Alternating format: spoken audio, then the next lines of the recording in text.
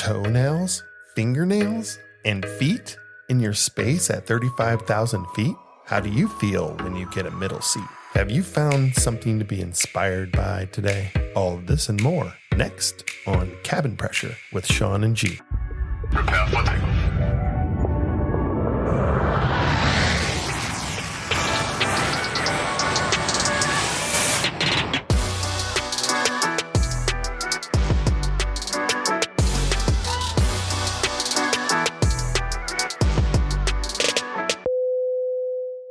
Hey everyone, welcome. This is Cabin Pressure. Well, another week went by and a lot of crazy stuff going on again. Yeah, man, the world is turning with all kinds of crazy everything. Okay, we always catch up. Okay, there was this lady. She's running behind this ticket counter. Did you see the video? No, bud. What's all right, I got to show you crazy airport adventure, right? Oh yeah, absolutely. So they show this woman. She's running behind the ticket counter, screaming, God knows what. Yeah. But the security's all around her. All the airport personnel looking at her like she's nuts, which they ain't gonna do nothing. Sure. So security is trying to chase her back and forth, and there's this big old boy. He's trying to chase her around, and she's ducking and weaving and bobbing. She looks like an NFL running back, right? She's like boom, boom, going underneath the straps. Well, this big old boy tries to tackle her, and he goes down like a rock. I mean, he went down hard. Why was she bobbing and weaving? Why was she running behind the counter? I mean, do we have any information about that? Like why she was up? What was she doing? I have no idea, man. They had these videos out there. You don't know. They were just sitting there saying this woman was going crazy in this ticket counter. But get back to the story. This, you just changing it up. This girl goes underneath these things. She's dodging, weaving, going back. There's like 3 or 4. You ever seen them chase one of them people out on the field? And they're this dude's like bobbing. Well, that's just her inside the terminal. The fan on the field. In the ticket area. So that big old boy, he went down like a rock. Let me tell you something. You are never going to leave that one down because you hear that you see him, he went down hard like a big thud and he couldn't get back up. Now she's still moving around like a spider monkey. And these guys are just chasing her around. They get her behind the ticket counter and they finally get her cornered. And you have no idea, but people are crazy. Oh man, what would make you do that? It doesn't make any sense. That's why I was asking that question. Like, what spurred this on? Like, what made this lady run around and be a complete idiot? You couldn't give me a good enough reason. You could not give me a good enough reason. I don't know if you've ever seen this. There was this video out there, and some of these videos that we talk about too. We're going to try to post these too, so that you could actually see what we're talking about. But so you can go to Facebook and see our videos or our Instagram, all that stuff. But there was this video. I don't know. Did you see the one where the lady like literally disrobed? Stripped naked. Like she's stripped naked right there in the front of the ticket counter. I mean, she's screaming, yelling. I mean, like it is the most bizarre thing. Like she just starts taking off these clothes and she wasn't running around. She was just like acting a total fool. It was like, I mean, like what possessed her? Or like what was this because she couldn't check her bag or she had paper or baggage or? I don't know, but the funny part is when you see a guy running around with like a little jacket trying to cover her up. Excuse me. Excuse me. Exactly. You ain't got no damn clothes on. And then like at the end, I remember the end of this video, like there was a lady that was standing in the baggage line and she literally brought over like a coat or something like to lay on top of her because she's like laying on the floor or something like that. But what you got to love is all the other people with their phones out going, I'm taking a little video here. A naked lady running around. Yeah, I mean, always crazy stuff in the airport. I just say this all the time about this show. We'll never ever run out of things to talk about ever. Oh no! I mean, there's always something every day that somebody's doing that is just absolutely ludicrous. I mean, we can't make this up. No. You know, like this is it's too easy. We can talk about this forever because people always are doing stupid shit. Yep, it's either in the baggage area, in the boarding area, in the terminal, in the ticket counter check-in. There's going to be a crazy person somewhere. Yeah. When people congregate in areas, things happen. Yeah, and then you get them on a plane, they happen too. Oh yeah. Unfortunately, we would like them not to happen. Right? Absolutely. Oh my God. Less is more. So what else is going on with you? Oh man, you know what? If it's getting ready to come up with me, I'm getting ready to have a full knee replacement. I mean, you know, this old surgery stuff, you know, like, being old is not a good thing. And I'm going to tell you something. Like this is a kind of like a educational piece for flight attendants that are out there. I've been doing this 34, almost 35 years, finishing up here. And I'm 6'2". I walk down the aisles. The number one thing that happens on a plane that's like the biggest hazard for me is people hitting my damn knees. I mean, people sticking their legs out, sticking their arms out, all that stuff, elbows. I mean, it's right at where my knees is. So Yep. I'm like, my knees have been pounded for like 34 years of being battered and bruised. And by the usually public. they're like side shots too. Oh man, it's just it's out of control. I mean, and then the G forces that we are going through up in the plane and like trying to keep our balance and all that stuff, it's super hard. We bend down on with our knees and all that stuff on the plane. This job's really detrimental on your body parts, and the knees are one of the ones that are bad. I mean, you got to keep yourself in good health, but it all adds up. And But we have a lot of flight attendants, even like yourself, that they have to go out with surgeries. A lot of them, they have knee like you. They have shoulder because of bags. They have shoulder because of overhead bends. They have back surgery, hip, yeah, hip problems. Like, I mean, our joints on our body and stuff are super like they're in jeopardy through this job. But my knee surgery this is the first of, I got to get both of them replaced. So this is the first of my knee surgery. So I'm getting ready to go do that, and not looking forward to that. So we're gonna try to do our shows. Oh no, we're gonna do the show. I'm gonna wheel his ass up here. There's not any question. I will wheel his ass right up to the microphone. Exactly. He's doing a show. We ain't gonna skip a beat, not one beat. That's right. We have momentum going right now. But knee surgery's getting ready to come up, and man, I'm telling you, people out there, you know, pay attention to what you're doing on the plane and all that good stuff. Keep yourself healthy. Watch your body parts. Don't let these people hurt you out there inadvertently just by them being themselves on the plane. Yeah, and if he starts whining, I'm gonna tell him suck it up. Suck it. Big baby, man. You gotta get your damn knee done. It's okay, man. I'll have drugs. All right, let's go on to. That's right. You will not be fine. Drugs. You will not be fine. All right, let's talk about the rant. Big rant, right? This one is I know you hate this. People reclining their seat, not allowing the person to get into the row. Man, people, come on. Like, they get on the plane and they think they're in this like Chase Lounger. They get on there and they just like flop into the seat. First thing they do is hit that button, recline. It's like you got people behind you. I don't care what aircraft you're on. There's always somebody behind you trying to get into the row.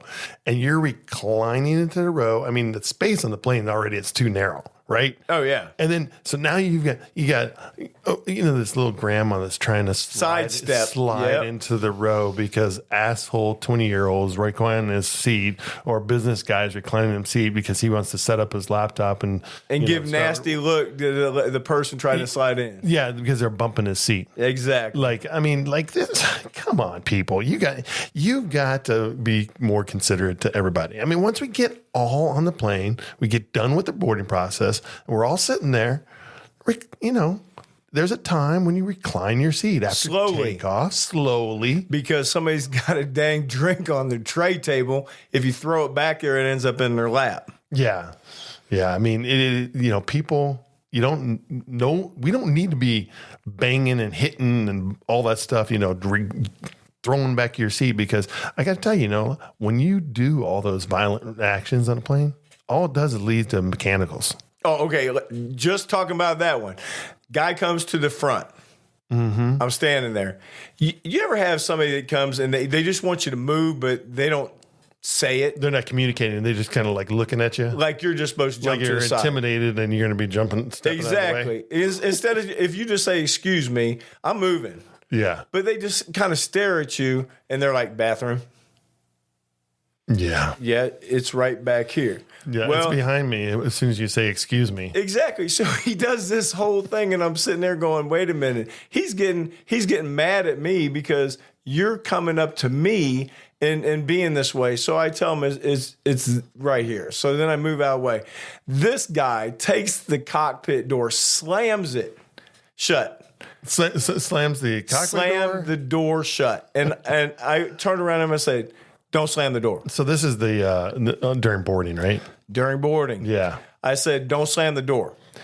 He said, what'd you say? I said, don't slam the door.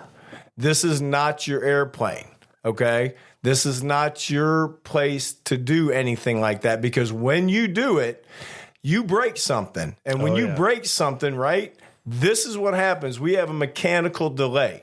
Overhead bin, you come in, slam an overhead bin, you slam a cockpit door, something breaks off of something, and we have to have maintenance come on, and it ends up being a lengthy delay because you just can't close a door or an overhead bin. Yeah. Now this guy goes and he does this. Now he's all ticked off at me, and I'm thinking, wait a minute. If you just came up and said, excuse me, there's a bathroom, it's just right here. Oh, you gave him attitude, bud. You were in his way. You're popping his bubble. Exactly. It's his world. Get out of your way. I was like, you got to be kidding me. So he comes out and he goes back and you know how they do the stare down? Yeah. They do the stare down shit. And I'm like, okay, well, I'll play that little game. So I go back there and I'm thinking, I'm just going to be nice to this guy just to see what happens. So I'm nice to him, Kill him with kindness. And here's the funny part. Through this entire flight after this guy's actually a nice guy. Me and him start talking and we're talking about the baseball game and everything. Sure. He ends up being a super nice guy. And all I could think about the whole time is, why did you do that other crap at the beginning of this? Why did you do that? Because he was floating around in his bubble. But there's no reason. It doesn't make any sense. People, stop doing stuff like that. You don't need to do that. This person in front of you is me, and I will show you the bathroom. I'll hold the damn door open for you. Sure. But you do not have to come up and embrace me like, get out of my way. Yeah. That doesn't make any sense to me. We don't need attitudes. No, well, it just doesn't make any sense. Just be nice to people. You're going to get a lot more. But he ended up being a nice guy. And we actually were talking through the flight. Incredible. Yeah. But, it goes back to what we said about Ted Lasso, right? You just change somebody's attitude just by being nice. Yeah, being nice, man. But this segues into the seat back, right back to the seat back thing. Like, I love also the people that come on and they recline the seat and they're like, well, it's broke. Yeah. Yeah. It's broke. Well, you got to push the damn button. Yeah. It's not probably broke. Let's find out. We're going to test it here. And then they don't realize that I'm that flight attendant that if they say it's broke and we're starting to taxi out, you might be taxiing back to the gate because your seat's broke. You can't sit there. Right. You can't sit. You're not going to sit there. And one of the most enjoyable parts of being a flight attendant sometimes is you had that first class flight attendant that's being a jerk and my seat's broke. I taxi back and they now have blocked that seat and they got to move him back to the economy class. That's a beautiful thing. Because of his seat was broken. Right. And all you had to do is just sit there. I know it's amazing sometimes how people are, and they don't have to be. Yeah, they don't have to be. I mean, you just be reasonable, people. I mean, okay, here's another one. Got to go straight from that one.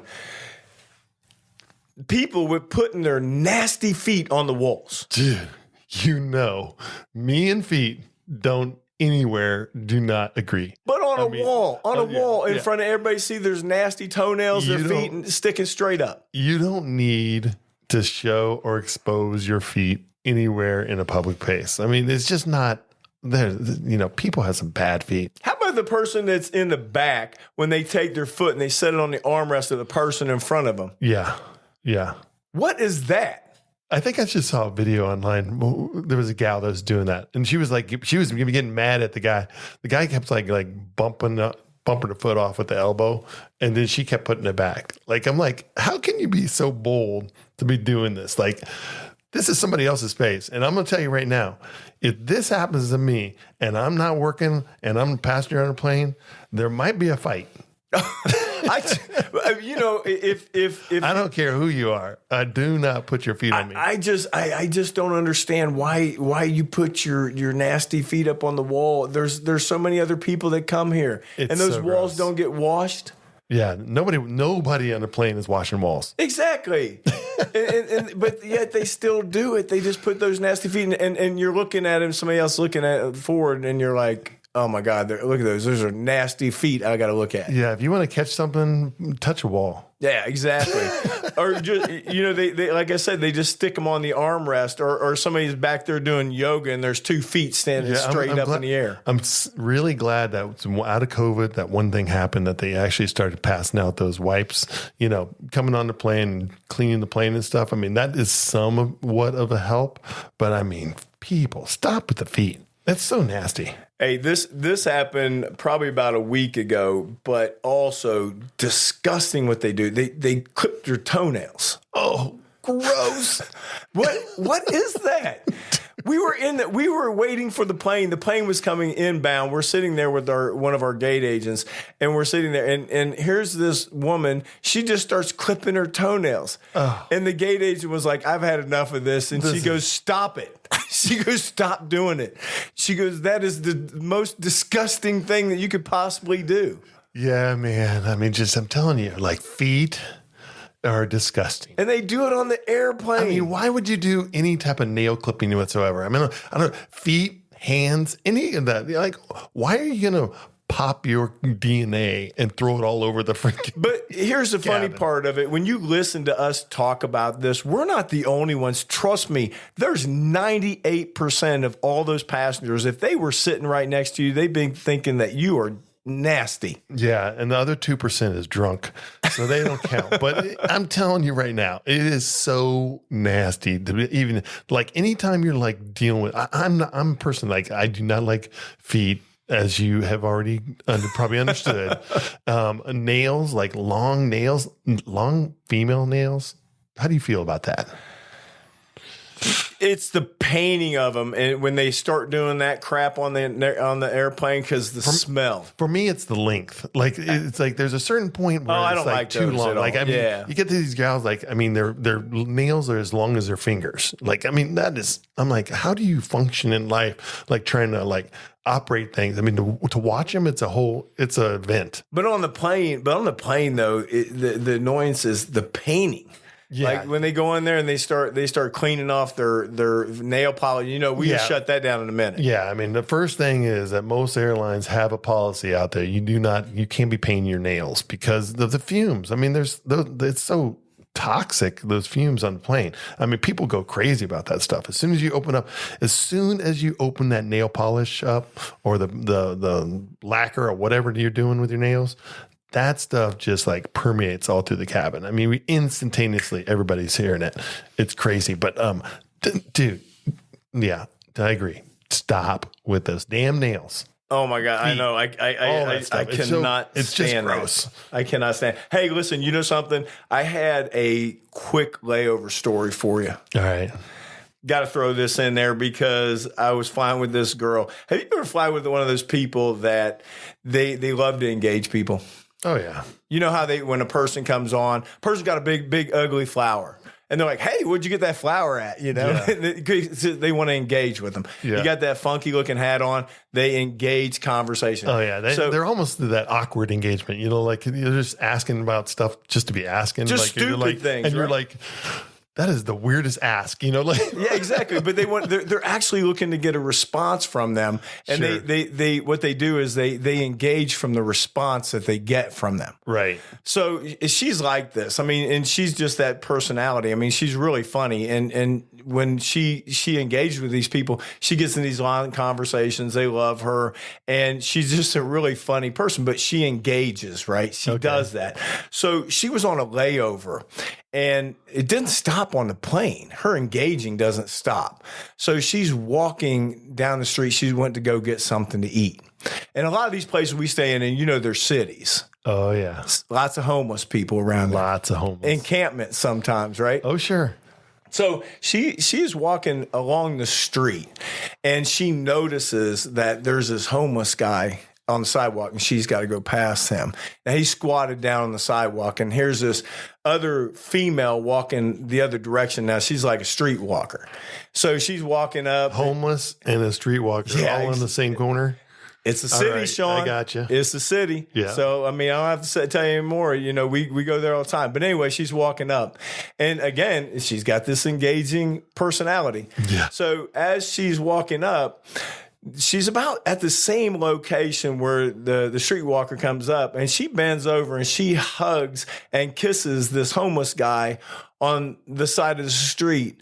And then she gets up and they have a little interaction. And this other flight attendant goes, "Oh my God, do we have to kiss the troll to pass?" And he goes, "Bitch, who you calling a troll?" She goes, my heart. No, she didn't. Oh my God. She goes, my heart went down in my shoes. She goes, I got it out of there as fast as I could. She goes, went back to the hotel, got in my room, looked out the peephole, and you thought, man, I hope this guy don't follow me back. She is, oh my gosh. That's so funny because I'm pretty sure I know this person too. And they are like, you have to. She thought she was probably actually being kind, but she just says awkward kind of stuff. She's just a person that engages. And what it was is that she was just doing something. She thought she was being kind of cute and funny. Called the dude a troll. Yeah, exactly. I mean, all right. Well, look, like I told you, it's downtown. You're in a city. Sure. You're gonna run into those people, but oh my God, I was dying. I thought that was the funniest thing. I mean, come on. You gotta love those stories, though. Yeah, because I mean, first of all, you don't know about homeless. I mean, we've both been cities and saw homeless everywhere, and some of them are crazy as hell, and some of them are, normal. Like you don't know what you're going to get and how they're going to react to things. And it's crazy. Well, she got a reaction, didn't she? I was like dying. That was too funny, dude. I got to throw a homeless thing out there. We were, my wife and I we're in New York, and we are, trouncing around the city, doing things, whatever. And we bump into this homeless guy. And we're at Battery Park. I don't know if you know where that's at, but so it's where the Liberty commercials are all filmed, all that stuff, Battery Park there. Anyhow, this homeless guy is like going into the garbage, and he's like digging into garbage. And my wife, she'll order a sandwich, and she has a half sandwich. So she walks over to this guy, and she sees him digging into garbage. She's like, "Hey, would you like the other half of my sandwich?" And the homeless guy looks at her, and he says, "What is it?" And she's like, "It's tuna salad." He's like, "No, thanks." And he starts digging in the garbage. I mean, you're like, what? Yeah, you're picky about what you eat. Are you kidding me? Yeah, I don't like tuna salad. The garbage got a better selection. Oh my gosh. Yeah. That was something that happened in our adventures of traveling around. Anytime you go into cities like that, you're definitely going to run it. You definitely got to be careful too on the streets in those cities. Yeah. You just don't know how people are going to react to certain things, no matter if you're nice or not. Hey, you know what I like to talk about too is, I know, right? All right. Hey, feel good moment. I love these feel good moments. When you board an aircraft, and this is for the passengers, okay? They board an airplane, so they're all ready to go back to their seat. They already know they're in the B seat or the E seat. Those are center seats. Yeah, you're getting on the plane thinking, I'm going to be squished in there. Yep, next 3 or 4 hours. Don't know who's going to be next to me. It's like a total crapshoot. You're just like, yeah. There's anxieties involved in that middle seat, right? So, yeah, and then when they get there, they're usually, a lot of times, the people that travel a lot, they'll buy the A seat and they'll buy the C seat. And they'll leave the B seat open. Yeah, so the window and the aisle is being bought, and they'll leave that middle seat open. In chance, maybe it might be empty. Yeah, but then they load all their shit in that seat. Right. So this person comes back, and probably a nice person, and they look at the people, and you know how the people act like they don't even, they don't see them. They're looking straight ahead. Try to ignore them. Like, yeah, exactly. And you're standing right there, and you're watching this whole thing play out. And this person goes, "Yeah, excuse me, I'm in the B seat." yeah. And then all of a sudden they're like, "Oh." And they're grabbing their crap. We were hoping that popping. seat stayed open. And then now we got to move all of our stuff, and they start rolling their eyes. What a damn feel-good moment you just made that person feel, right? They just came on the plane, going the same location that you're going, and you just made them feel horrible. Yeah, welcome to our row. We're going to be best friends over the next 4 hours. Let's get to know each other. So then they move all their crap, and they stick it underneath their seats. They're disgusted. And what do they do after that? Yep. They arm wrestle for the armrest. Yeah. Because they act like both of them are theirs. Yeah, it's amazing, man. I mean, honestly, the armrest should be the middle seats person's.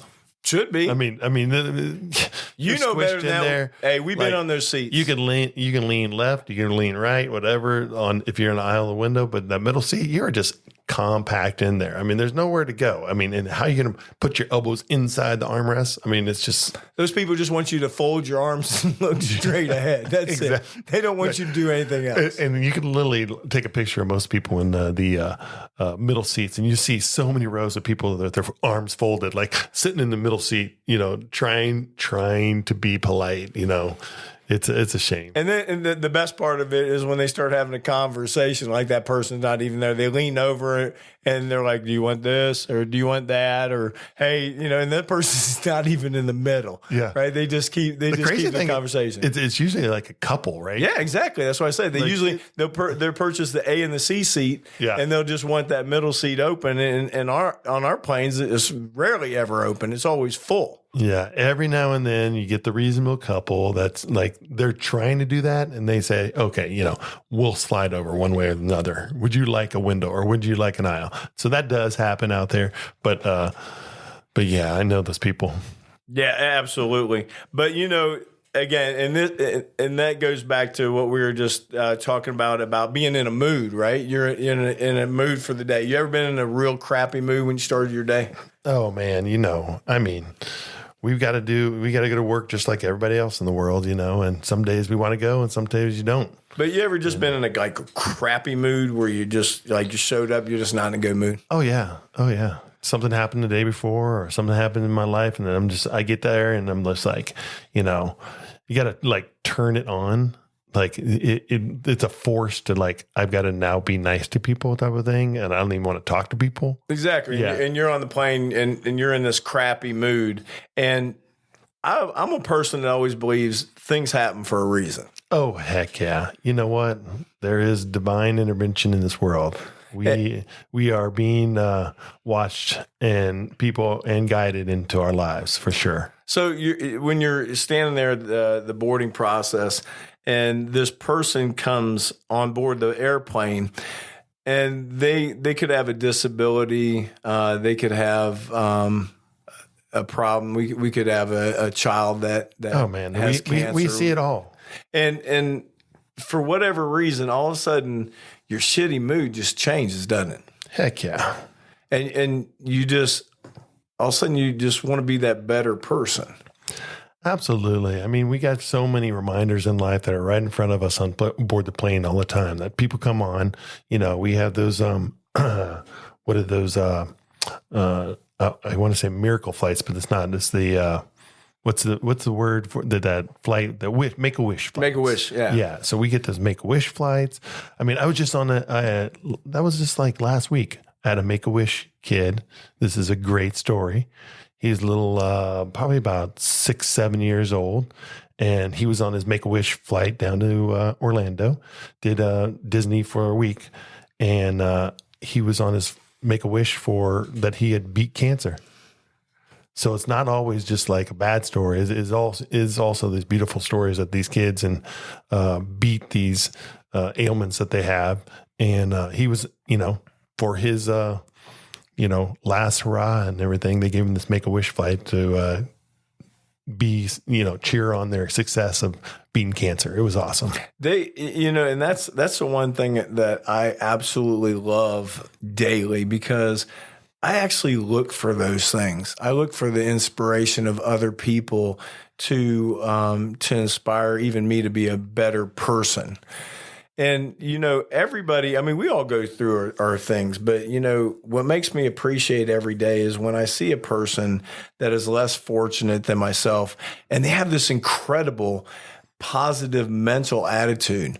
And I automatically, it goes through my head, how can I have this crappy attitude and this person has this incredible attitude? Yeah. You know what? To be able to recognize that's what more of that needs to happen in this world. Like, people need to be able to open their eyes, stop putting themselves into these bubbles, look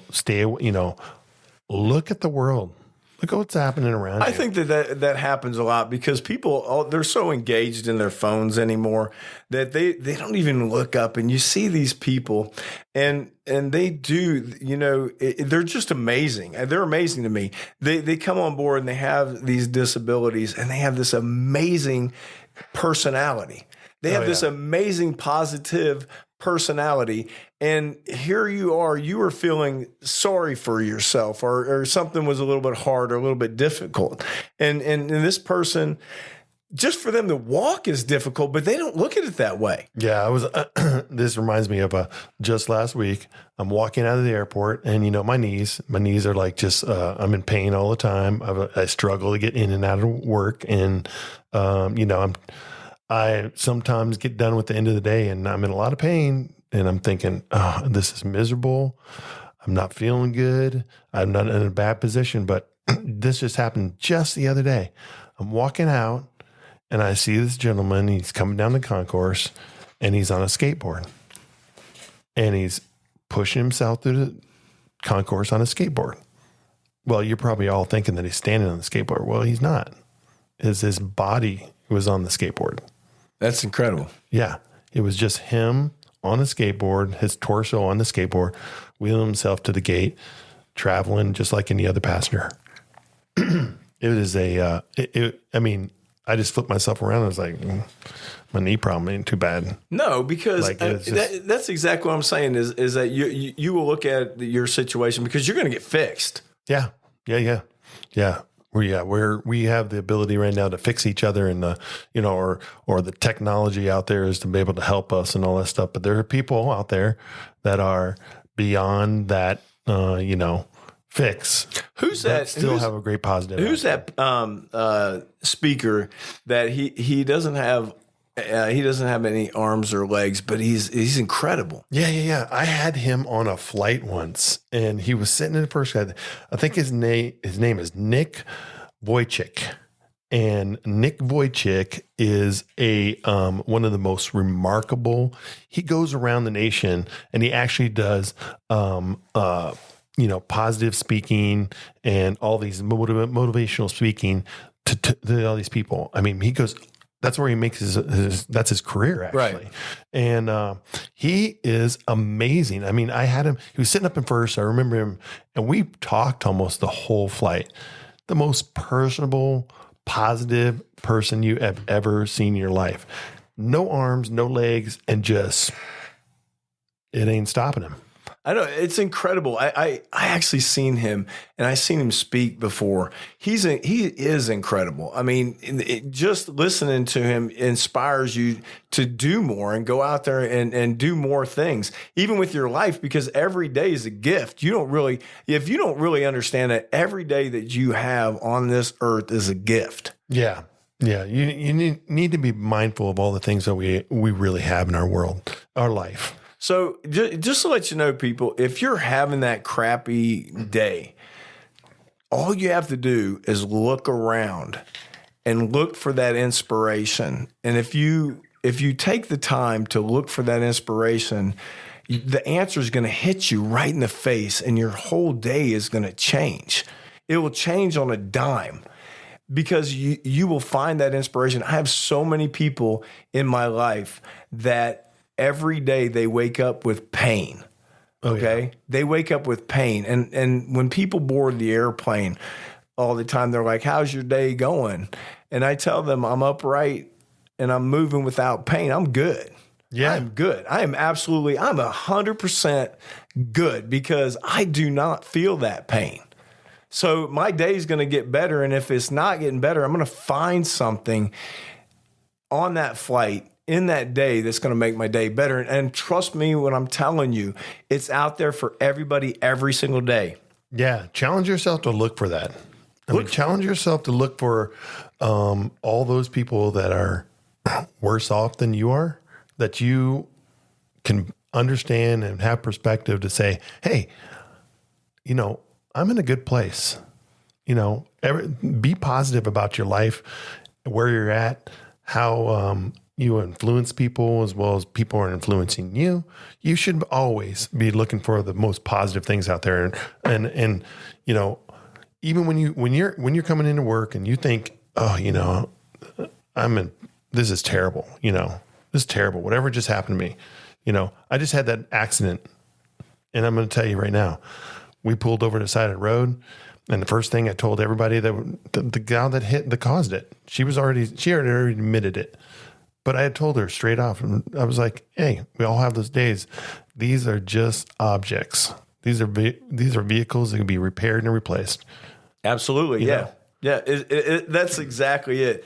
And we need to remember that. So take the time. If you're having a bad day, trust me, take a look around. Your answer is there. There's a reason, but all you have to do is take a look around.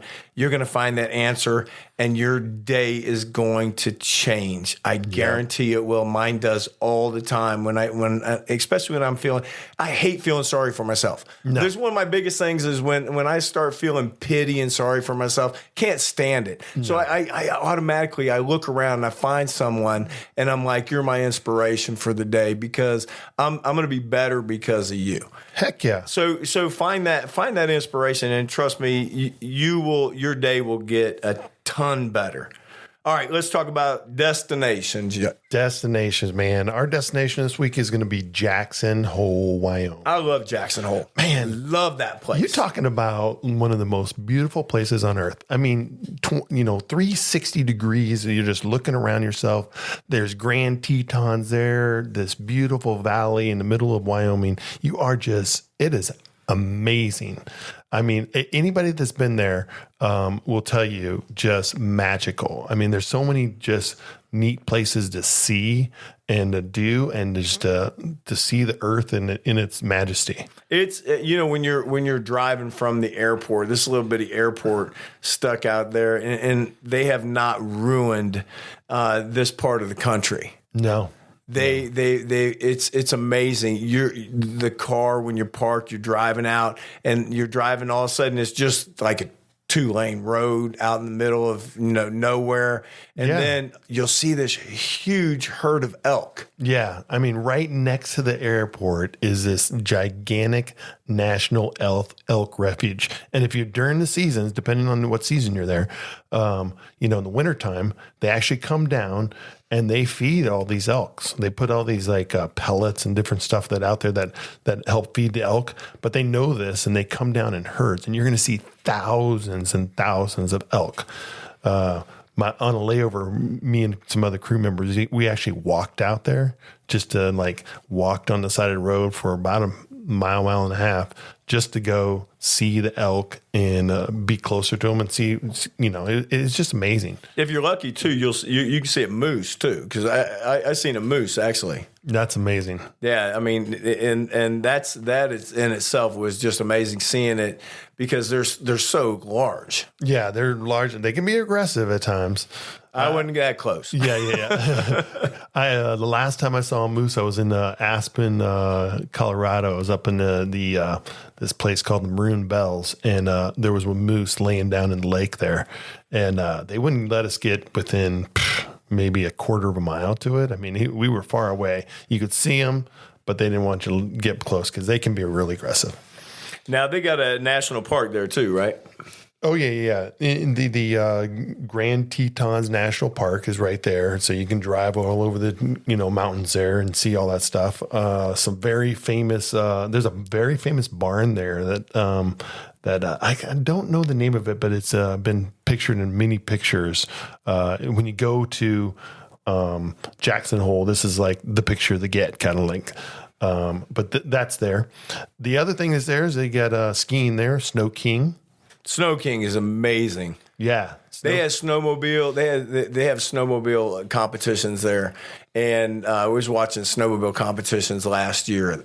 Unbelievable. These sleds, man, they pay thousands and thousands of dollars for these things.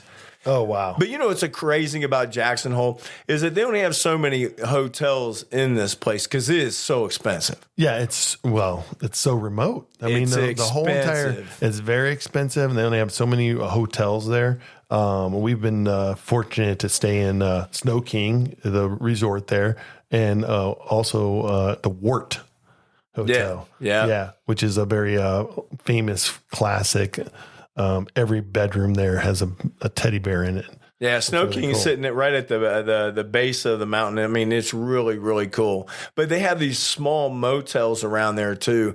And like I said, this place, Jackson Hole, is very expensive. You'll see all these high-end cars parked in these little bitty motels. Oh man, it's a western town in the middle of Wyoming with a lot of very expensive stuff to do. Oh, absolutely, man. I mean, but it is really, really cool. Even in the summertime, though. Summertime is cool too. Oh yeah. In the summertime, I've taken Snow King right there. It gets kind of shut down, and it's all they have mountain biking and all that stuff on the hill. But you can take that lift up to the top and see this panoramic view of all the Tetons, which is absolutely magical. I mean, if you get a chance to do that, definitely do that. The other thing that's really like signature to Jackson Hole is the arches of elk antlers on the square right in the middle of the town. Yep. There's arches of like hundreds of elk antlers, and it's not like nothing's inhumane. These elk drop these antlers all over the place, and the elk refuge is right there. But they collect these up, and they made this into arches on their square there in town, and they have these arches that everybody takes pictures with because it's really, really cool. I think even when you come into the airport, they do. Arches. I was going to say they actually have them in the airport too, and they got a huge moose in the airport. Oh, really? Yeah. I mean, you're standing next to it, and this thing is a monster. Yeah. I mean, it's real. It's really big. Moose. So one more thing is Snake River. Oh yeah, the Snake River's right there. Yep. I mean, that's part of that barn I was telling you about. It's on the Snake River, and the picture kind of like, I think Ansel Adams was the first one. If you know who Ansel Adams is, very famous photographer, black and white pictures. But he took a picture of this A-frame barn there that's right. In the background is all the Grand Tetons. It's really a magical place. The other thing about Jackson Hole is there's a lot of like cool knickknack and like it's a real small town, so you can walk around and everything. When I'm on layovers there, I always go to this one little breakfast place, and this is a crazy story too. It happened with me one time. I was on this layover. I go to this place called the Bunny Bakery. The Bunny Bakery is kind of like tucked back in this little niche area. Great breakfast food. I mean, it's the place to go. So I get up early in the morning and I get a somewhat early flight out of there, and I'm sitting there and I'm next to this group that had stayed there and they were on vacation. Well, just the night before, and we're talking about, looking at life and all that stuff. The night before, as I was sleeping in my hotel, the hotel like 2 blocks away burnt down. And these people were sitting next to me that were in this hotel fire, and they were explaining how they were crawling down the aisles of the hotel to get out of the hotel, and they had lost everything. And I'm overhearing this. I'm just sitting in the booth by myself, eating breakfast and everything. And I get up and I'm like, I had to say something to them. I say, hey, I'm really sorry this all happened to you. I heard that you're getting ready to go on a flight and you're leaving. What flight are you going on? And they just so happen to be going on my airline.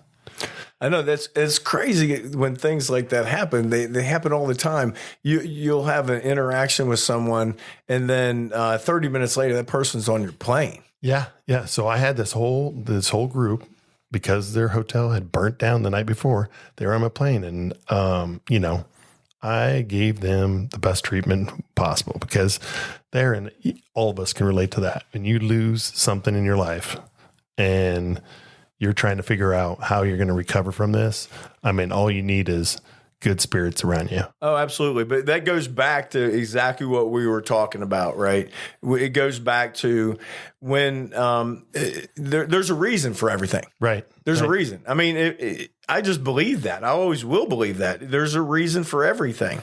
And I love that, because we live that every single day in this job. Yeah. We get the privilege of actually seeing a lot of this stuff in the world. Oh, and I mean, I feel fortunate to have this job. I can't even tell you, because it's been an incredible experience.